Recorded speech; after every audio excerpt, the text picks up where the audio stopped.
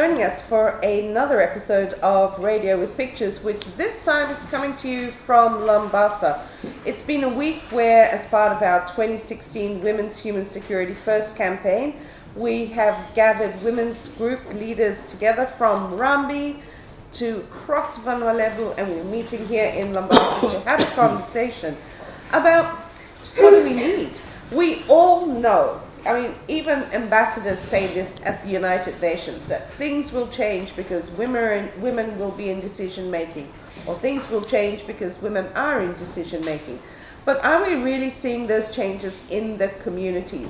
And when we talk about development goals and gender equality commitments, what does that really mean to the women in the communities? So that's where we're putting the spotlight in this conversation with Adimakitalena. Andi, you are 54 years old and you're the president of the Naleba Multiracial Womens Group. And Mareta Tagivakatini. Mareta, you're 50 years old and you're the assistant secretary of the Labasa Market Vendors Association. So we're going to talk about a community of women in the market. We know that Labasa has the highest number of female vendors. And then we're going to talk about the community of women making a difference at local level in the agricultural sector, so the farming sector, in just making a change in their households through small income generating programs like your poultry program. But we still have these barriers. We have the barriers, as we've been hearing, to drought and the fact that women don't have water. We're hearing that even in markets where we can just look around the market and see there are mostly women, the hygiene standards, the health standards are not actually geared towards women. So I'm going to ask you both to kind of think forward, step out of 2016. Let's think about 2021. Let's think about 2030. What can change? What would change ideally when women aren't just talking, as we are, but actually part of decision making? Andima? I think a lot of change will be happen. Just like in our community, especially the women in the community, just because of the consultation we have in every month in the family, it's like because we go back and we educated the men in the community. Wherever we go, we share our stories and we connect the men to them. Because unless the man is educated to know what we are coming for, I think more development will be happening in the community. Okay, so this week we've been looking at, or you've been looking at CEDAW, you've been looking at the gender policy, you've even been looking at the breakdown of the 2016 national budget. Are you saying that we don't just need to train and educate women, but men also have to understand why gender equality is important? Yeah. For the meeting we have done for the few days, for me, I learned a lot about the CEDAW, the Article 14, because it spoke to us women. And then we have a right to stand up and drag out all the men from the community to educate. And I hope that we'll share it with Andibasu that the first community in Naleba, we need to educate with the CEDAW or what we have learned, so that we can develop. Okay, so we need to be able to share the information also with the wider community. We have a radio station here in Labasa. How important is our radio station then to do that kind of education? The radio station is very, very important, because mostly what we are doing in the north, to hear from what we are connecting with the family, mostly within the central, the local government, they heard about what is going on in the radio community. But us in the community, we need that to be extended so that we can receive it. So your community, like the men in your settlement, can hear. I'm going to ask you, Mareta, because you have joined the market. You're up in the handicraft section, but there are many sections, right, to the market.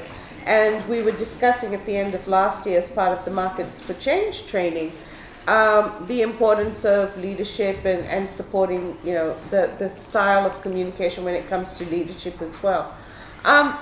But I'm just wondering why, you know, given that you do have a high number of women in the market, why is it that you're still concerned about the hygiene standards? What's not happening?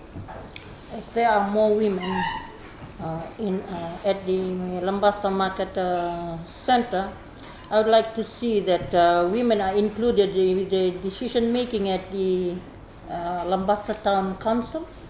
I don't know if there is any women there or not.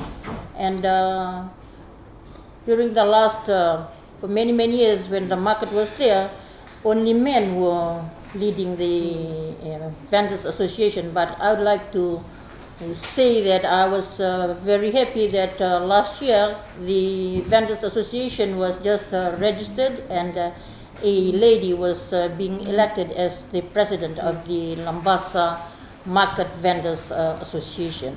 And I would like to also say that I'm glad that nearly all the committees are comprises of women and only 2 men. Yes. And in years to come, we would like to see that we are not there alone. We would like to see that eventually something is going to happen. We're going to make a change in the market. You made a good point that you don't know, are there any women in the town council where these decisions are made about the market development, improvements in the town. And Andima, I know we've spoken many times within the network here in Labasa of the fact that we don't have, well, there are hardly any women, if any, who are district advisory councillors. Just in, you know, for Madawata, if we just focus on Madawata. What is the change you want to see then, Mareta? Do we need to, is it important to have elections and get the women elected into local government as well as parliament? Of course, I would like to support that. I would like to see that women are there. Women are involved in whatever ways that women can stand up and voice their concern. Because we are not dealing with this for our own self. We want to make a change in the community where we live. Yes. And especially where we want to help out with the income generating factors in our You're contributing to the Labasa economy. I mean, you're contributing to the fact that you're bringing produce, people are buying, you are also earning a living, and so you're also able to buy, right? Because I want to ask you a question, because in the past, town councils had predominantly the commerce and the ratepayers, you know, who were the ones who could vote or get elected. I've never really heard of or come across a market vendor who has been elected to town council.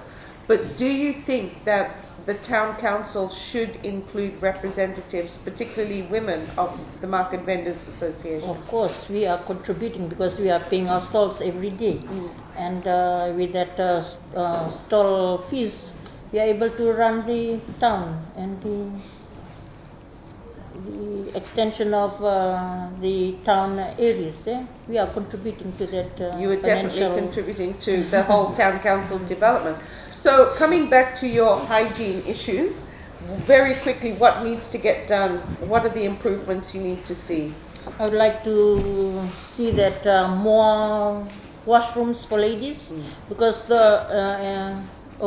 at the time being we only have only one washroom for all public as a whole, and the toilets are there, maybe sufficient to cater for the public, but for vendors, women vendors, we need our own. And because some mothers came there with their children. Yes. And I want to see that there's a home or section to be built separately for these children. Instead of mothers nurturing their children under the stall, they have to have a safer place for them. Tell me, so you mean when mothers have to bring their small children to the market, The babies are sleeping under the stalls. Yeah. They're not using the facilities No, like no. the No, room that was that just built. accommodation facility was only for the vendors who come far away as Nairambale and those who come in at the weekend. Yeah? But with the daily mothers that are coming as daily vendors, they used to change their children under the stall.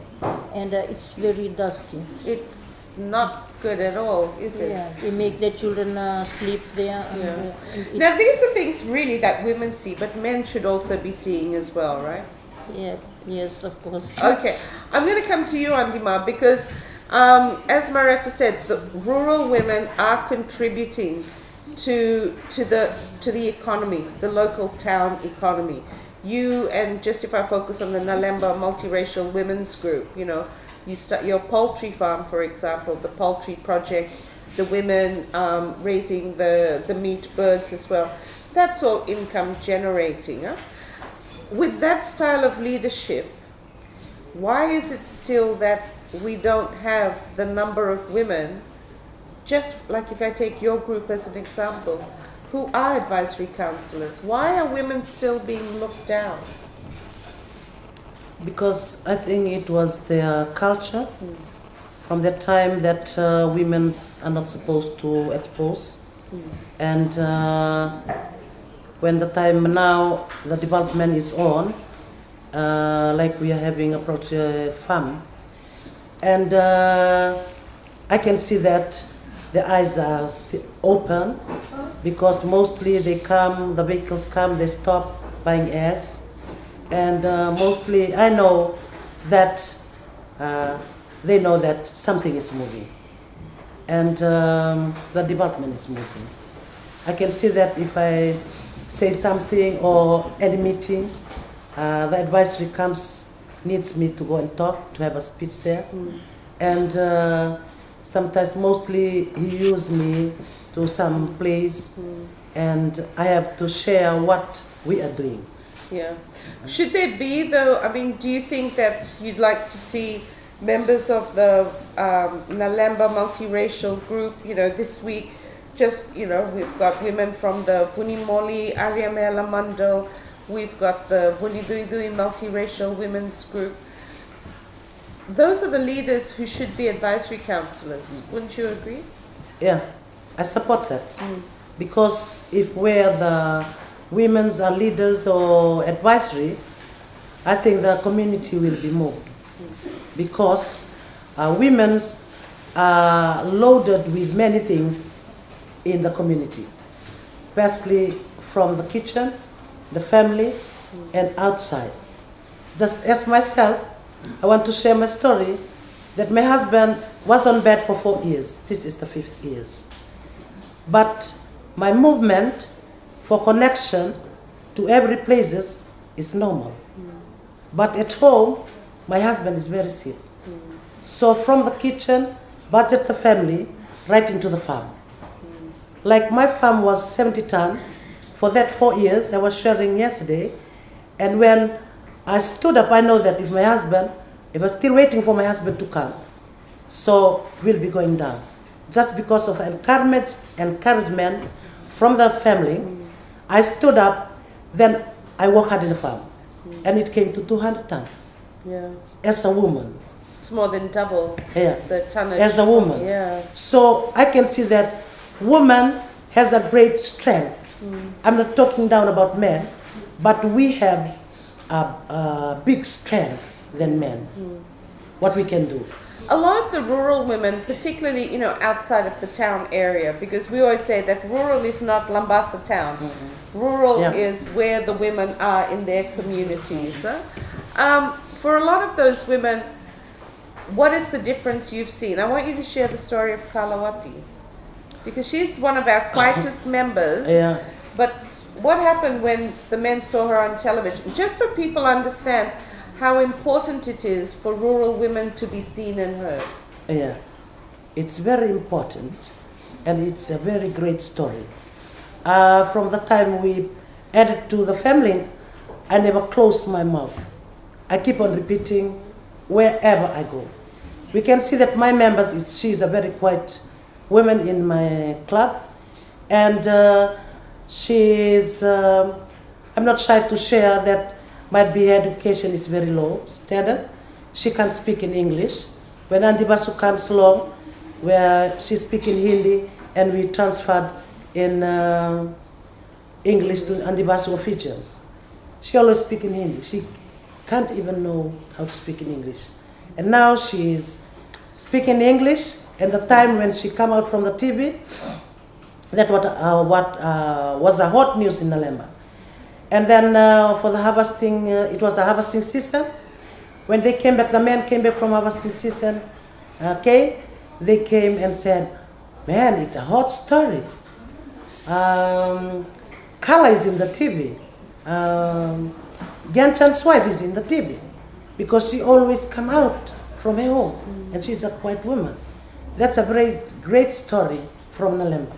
And just that when women are seen in that way, I'm going to ask both of you as we wrap up, when women are seen, because for so long, that's what we started by talking about today, that for so long we get told to keep quiet, just sit down quietly.